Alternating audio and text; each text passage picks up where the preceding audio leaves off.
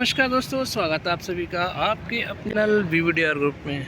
दोस्तों तो आज निफ्टी ने क्लोजिंग दिया है एक बड़ी तेज़ी के साथ में, लगभग 1% की तेज़ी के साथ में। जब तक मैंने आपके साथ में कल की वीडियो शेयर की थी तब तक पूरा मूड और माहौल नेगेटिव था, सारे ग्लोबल सेंटिमेंट नेगेटिव थे। और फिर उसके बाद में जॉबलेस क्लेम का डेटा अमेरिका का आया जो कि अच्छा आया, और जिसकी वजह से पूरी अमेरिका के आईटी स्टॉक्स, डाउ जोन्स, सब कुछ में एक तूफ़ानी तेज़ी देखने को मिली। उसी का नतीजा था कि हम लोग भी आज पॉजिटिव ग्रीन में रहे। हफ्ते का आखिरी दिन था, लेकिन क्योंकि ग्लोबल सेंटिमेंट रातों रात अच्छे हो गए और इसकी वजह से हम लोग भी पॉजिटिव रहे, और 1% की तेज़ी में, अच्छी खासी तेज़ी में हमारी निफ्टी इंडेक्स ने क्लोजिंग दिया।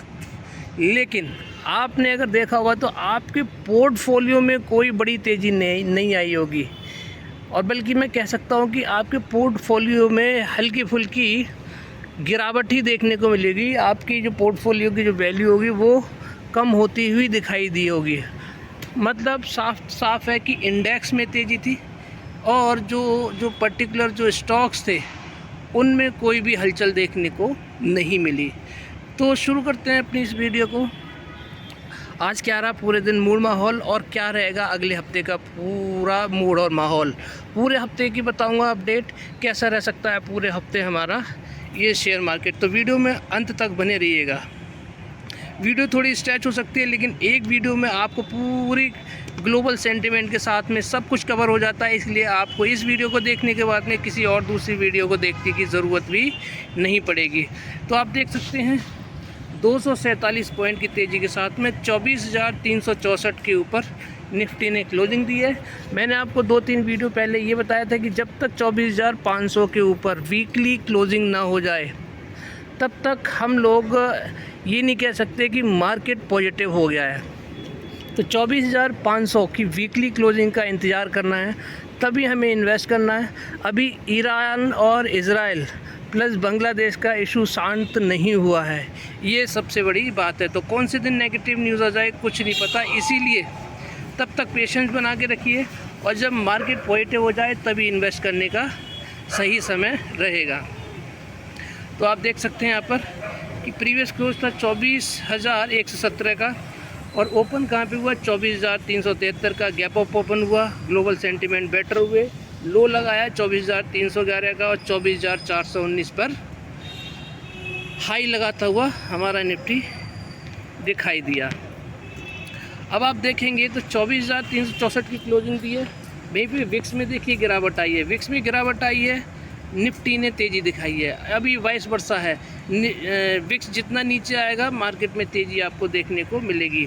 अगर आज आप देखेंगे तो डाउ जोन्स में देखिए अभी क्या है, ग्रीन में ट्रेड कर रहे हैं, नास्डैक भी ग्रीन में ट्रेड कर रहे हैं, लेकिन फ्लैट टू ग्रीन अभी ट्रेड करते हुए नज़र आ रहे हैं। वहीं पे अगर आप देखेंगे तो 24,404 के ऊपर अभी निफ्टी फ्यूचर्स ने क्लोजिंग दी है 3:30 बजे, और 24,400 के आसपास ही गिफ्ट निफ्टी ट्रेड करता हुआ नज़र आ रहा है गिफ्ट निफ्टी। तो यानी कि थोड़ा सा 30-40 पॉइंट का गैप अप अभी के हिसाब से समझ में आ रहा है, लेकिन बाकी जो डिसाइड होगा कि ऐसा ही होगा वो बाकी पैरामीटर्स देखने के बाद डिसाइड होगा। तो कमोडिटी मार्केट को आप देख लीजिए, कमोडिटी मार्केट में गोल्ड देखिए फ्लैट नज़र आ रहा है, लगभग फ्लैट टू ग्रीन। सिल्वर में देखिए हल्की फुल्की गिरावट देखने को मिल रही है। वहीं पे कॉपर देख लीजिए, कॉपर में 1% की तेज़ी है। क्रूड में हल्की फुल्की तेज़ी, आधे % की तेज़ी दिखाई दे रही है। वहीं पे अगर आप देखेंगे ब्रेंट ऑयल, तो ब्रेंट ऑयल भी ग्रीन में नज़र आ रहा है। तो यहाँ से हमें कोई एक बड़ा सॉलिड संकेत नहीं मिल पा रहा है कि मार्केट ग्रीन रहेगा, पॉजिटिव रहेगा।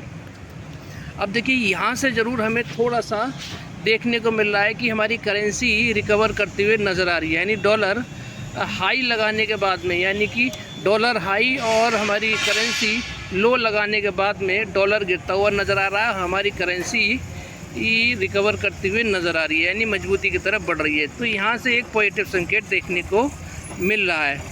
वहीं पे अगर आप FII DII को देखेंगे तो FII आज देखिए एज़ यूजुअल जैसा करते आ रहे हैं, DII जैसा करते आ रहे हैं। ख़रीदारी आज उन्होंने भी लगभग 4,000 करोड़ की ख़रीदारी की है, और सबसे बड़ी बात ये रही कि FII आज बाइंग से सेलिंग से बाइंग की तरफ कन्वर्ट होते हुए नज़र आए, यानी कि आज उन्होंने हल्की फुल्की ख़रीदारी की है।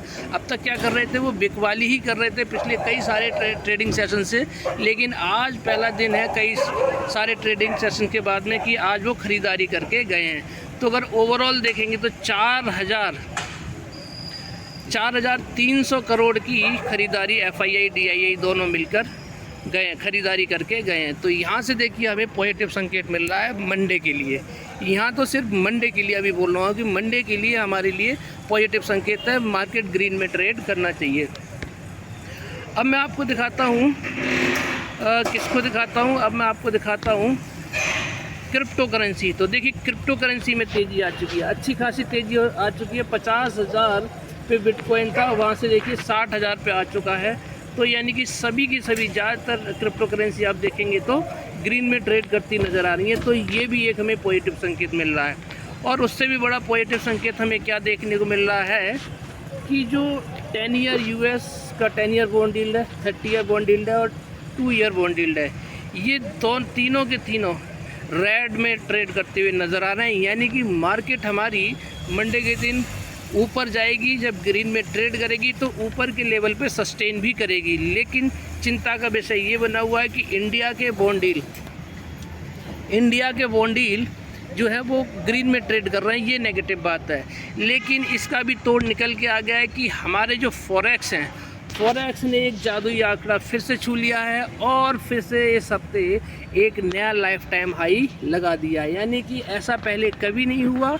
विदेशी मुद्रा भंडार यानी कि फॉरेक्स रिजर्व्स ऑफ इंडिया का आंकड़ा सुनकर गदगद हुए 140 करोड़ भारतीय। दास यानी कि शक्तिकांत दास जी जो हमारे RBI के गवर्नर हैं, उन्होंने कहा कि विदेशी पोर्टफोलियो निवेशक जून 2024 से घरेलू बाजार में शुद्ध खरीदार बन गए हैं। जून से 6 अगस्त के दौरान 9.7 अरब डॉलर का नेट फ्लो हुआ है, जबकि अप्रैल और मई में 4.2 अरब डॉलर की निकासी हुई। यानी कि इन ज़्यादा हुआ है और आउट कम हुआ है। और अगर आप देखेंगे तो जो हमारे फॉरेक्स रिजर्व क्या गए हैं, ऑल टाइम हाई से हाई पर पहुंच गए फिर से। पिछली बार हमारे गिरे थे 3 बिलियन डॉलर के हिसाब लगभग गिरावट हुई थी और हमने हाई लगाने 670 का हाई लगाने के बाद 667 बिलियन डॉलर पे पहुंच गए थे। लेकिन इस हफ्ते एक तूफ़ानी बढ़ोतरी की है हमारे मुद्रा भंडार में, फॉरेक्स रिजर्व में, और 675 पहुंच गए हैं। कहाँ से? 667 से। यानी 667 पे थे हम पिछले हफ्ते जो डेटा रिलीज़ हुआ था पिछले फ्राइडे को, और हम कहाँ पहुंच गए? 670 बिलियन डॉलर पर पहुंच गए। यानी कि ये आंकड़ा हमने इतिहास में पहले कभी नहीं छुआ है। यानी कि फॉरेक्स रिजर्व ने हमारी तूफ़ानी तेज़ी करी है और एक बड़ी तेज़ी के साथ में हम लोगों ने बड़ी बढ़ोतरी करी है। कितनी बड़ी बढ़ोतरी करी है आपको दिखा देता हूँ। सबसे पहले ये देखिए, पिछली बार मैंने आपको बताया कि पिछले हफ्ते गिरावट हुई थी 3.47 अरब डॉलर की, और हम कहाँ पर आ गए थे? 667 बिलियन डॉलर पर आ गए थे। और इस हफ्ते हमने क्या किया है? तेज़ी करी है कितने की? यानी कि हमारे जो फॉरेक्स रिजर्व 7.533 बिलियन डॉलर में बढ़ोतरी हुई है और हम कहाँ पहुँच गए हैं? 674.91 बिलियन डॉलर पे हमारे फॉरेक्स रिजर्व पहुँच गए हैं 675 बिलियन डॉलर पर, जबकि उम्मीद कम थी क्योंकि हमारा जो करेंसी है वो लो बना रही थी दोस्तों। इसी की वजह से डर था कि हमारे फॉरेक्स रिजर्व इस हफ्ते भी घट सकते हैं, लेकिन हुआ इसके उलट। हमारे फॉरेक्स रिजर्व एक शानदार बढ़े हैं, मतलब थोड़ा नहीं, 1 बिलियन डॉलर नहीं, 2 नहीं, 3 नहीं, बल्कि पूरे 7.5 बिलियन डॉलर की बढ़ोतरी हुई है। तो ये शानदार न्यूज़ है। अब मैं आपके साथ में कह सकता हूँ कि अगले हफ्ते हमारा मार्केट ग्रीन में ही ट्रेड करना चाहिए। पूरे के पूरे हफ्ते आप देखेंगे तो हमारा मार्केट ग्रीन में ट्रेड करेगा। अगर कोई भी बैड न्यूज़ नहीं आती है ईरान, इज़राइल और बांग्लादेश को लेकर, अगर ये कोई बैड न्यूज़ नहीं आती है तो हम लोग पूरे हफ्ते ग्रीन में ट्रेड करेंगे।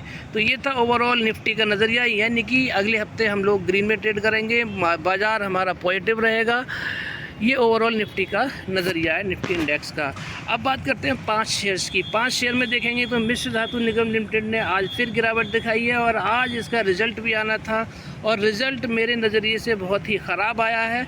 तो मंडे के दिन जब ये स्टॉक गिरेगा तो लगभग 10-15% की इसमें गिरावट हो सकती है और ये 400 के आसपास या 400 के नीचे भी जा सकता है।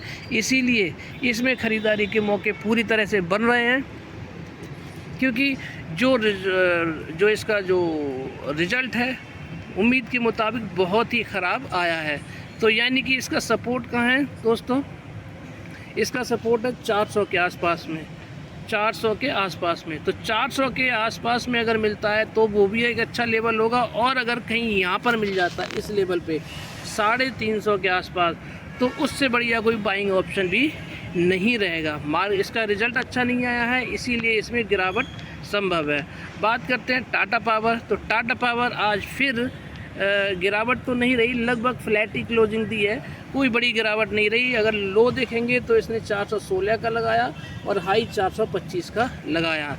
टाटा पावर दिग्गज शेयर है, मैं आपको फिर बता दूं 471 का इसका लाइफ टाइम हाई है, और आगे आने वाले टाइम में एक बड़ी तेज़ी आपको करता हुआ स्टॉक नज़र आएगा। इसीलिए जितना भी आपको नीचे मिल रहा है ये ख़रीदारी के सुनहरा मौका है। और अगर आप देखेंगे इस स्टॉक को, तो देखिए आप यहाँ पर कि अब फिर से उसी रेंज में ट्रेड करता हुआ ये नज़र आ रहा है, यानी कि 410 से ये 471 पे गया है, फिर से 410 के आसपास ही घूमता हुआ नज़र आ रहा है, यानी कि 418 पे। तो ये देखिए बहुत बड़ा कंसोलिडेशन हो गया है इसमें और हो रहा है, तो और रिज़ल्ट भी ठीक ठाक आया है। तो जब इस रेंज से बाहर निकलेगा ऊपर, जब भी रेंज तोड़ेगा 550-600 के रिज़ल्ट इसमें आपको आसानी से देखते हुए नज़र आएंगे। इस स्टॉक के साथ में हमेशा देखा गया है कि लोग गेम प्ले करते हैं और बड़े बड़े जो ट्रेडर्स हैं कोशिश करते हैं कि बिकवाली की जाए, जिससे कि जो छोटे ट्रेडर्स हैं वो इससे एग्ज़िट हो जाएं, और एग्ज़िट होने के बाद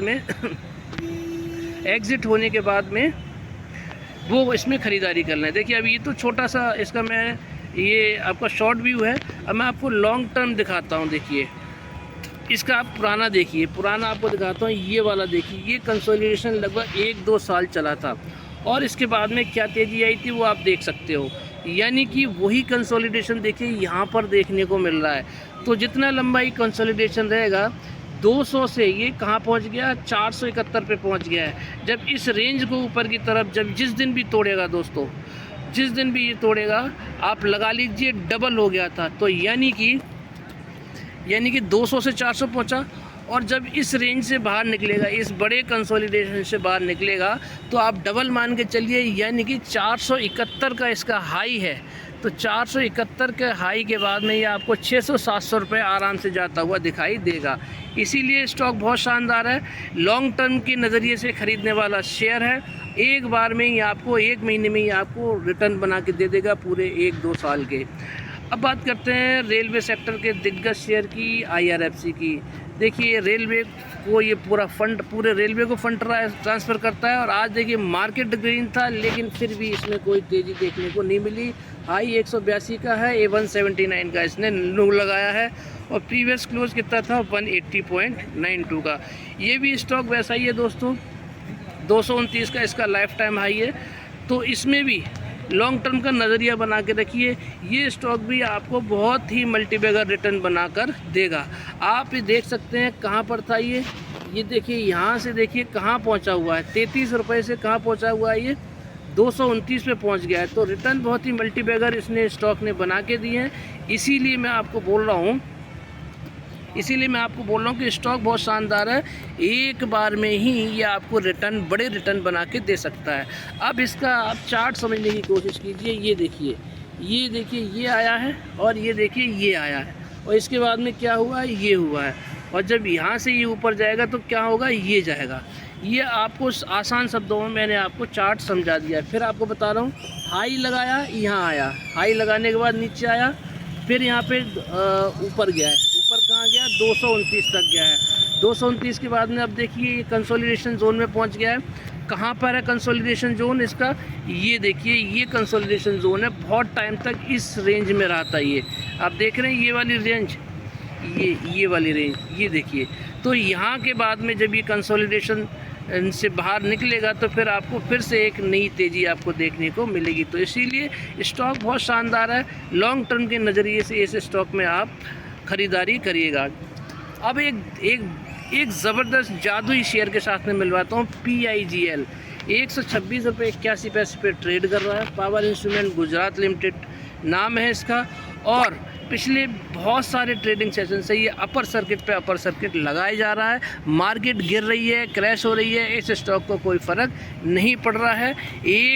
जब ये 55 रुपये पे था, 55 रुपीज़ पे था, तब मैंने बोला था ख़रीदारी करने के लिए, और जिन्होंने ख़रीदारी की होगी अगर वो रुके हुए होंगे इस स्टॉक में, आज देखिए कहाँ पर पहुँच गया है। छोटा शेयर था एनर्जी सेक्टर का, तो आज देखिए कहाँ पहुँच गया है लगभग।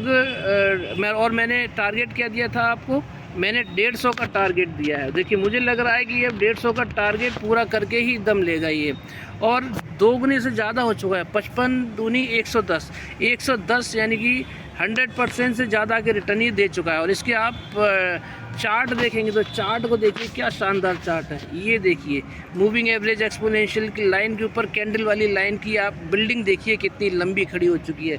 ये जितने भी कट दिखाई दे रहे हैं इस लाइन में, ये छोटे छोटे कट दिखाई दे रहे हैं, ये सारे अपर सर्किट हैं। और एक बार भी ग्रीन में, इसमें रेड में ट्रेड नहीं किया है, ग्रीन में ही ट्रेड किया है। सारे के सारे अपर सर्किट है। तो स्टॉक बहुत शानदार है। जिन्होंने ख़रीदा होगा वो आज एक बड़े प्रॉफिट में बैठे हुए होंगे। तो जिन्होंने मौके का फ़ायदा उठाया होगा आज वो एक बड़े प्रॉफिटेबल ट्रेडर बनकर बैठे होंगे।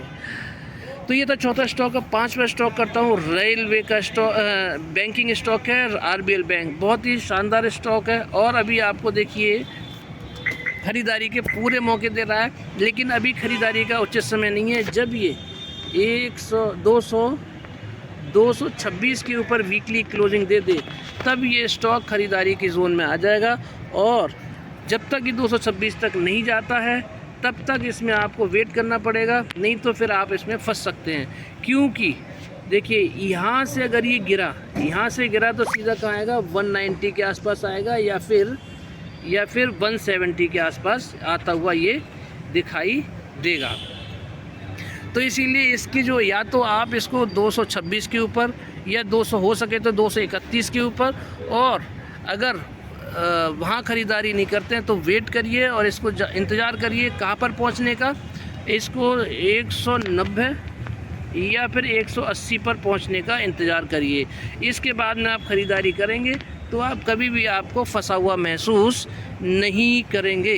तो यानी कि अगर आप प्रॉफिटेबल ट्रेडर बनना चाहते हैं तो ये मैं अपने एनालिसिस के हिसाब से बोल रहा हूँ। इनको जनवरी से मैं आपके साथ में एनालिसिस शेयर कर रहा हूँ। इनका मूवमेंट मैंने देखा है, उसी के साथ में आपको एनालिसिस शेयर कर रहा हूँ। और एक चीज़ मैं आप सभी को बताता हूँ कि 40-60 वाले फार्मूले से इन्वेस्टमेंट करिए। अगर आपके पास में 100 रुपये हैं तो 40 रुपये आप अभी लगाइए और 60 रुपये बचा के रखिए बड़ी गिरावट के लिए, जैसे कि इस शेयर में हो रही है। 270 से जाके अभी कहाँ आ गया है, 210-11 के आसपास भी आया था ये। तो ऐसी सिचुएशन में आप ख़रीदारी करके एवरेज कर सकते हैं अपने 60% जो आपने संभाल के रखा हुआ था 40-60 वाले फार्मूले से।